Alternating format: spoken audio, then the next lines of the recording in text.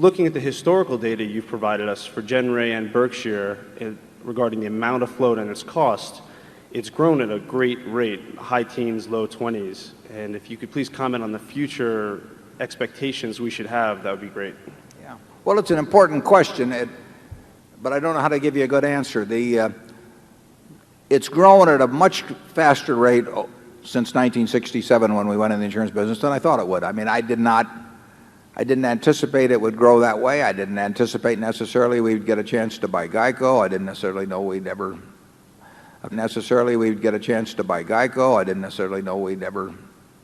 acquire a General Re. So it's been very hard to forecast. What we've tried to do is grow cheap float as fast as we could. And sometimes it's been easy, sometimes it's been impossible. But I don't know, if you'd asked me that question 30 years ago, I'd have given you an answer that really hasn't proven out very well. And so I don't know how to give you the answer now, except to tell you this. It's very much a goal of Berkshire to grow that float.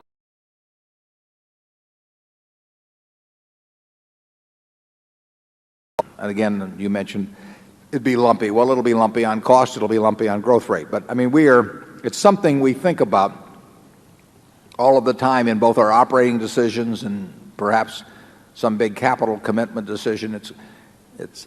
We know that if we can solve that problem of how to grow it with it costing us relatively little, that we will make Berkshire a whole lot more valuable in the process. And people, I mean, we always laid out the facts as to what we were doing, but people basically seem to ignore that, and we have had this growth rate which we can't maintain. The numbers are too big.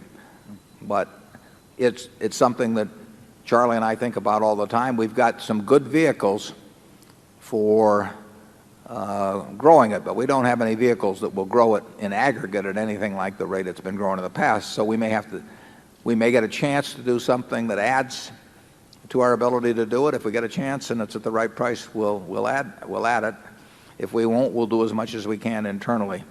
But the question you ask, the growth in intrinsic value of Berkshire over the next 10 years will be determined in a very significant way by the rate at which we do grow it, and also the added fact of what it costs us to achieve that float. Charlie?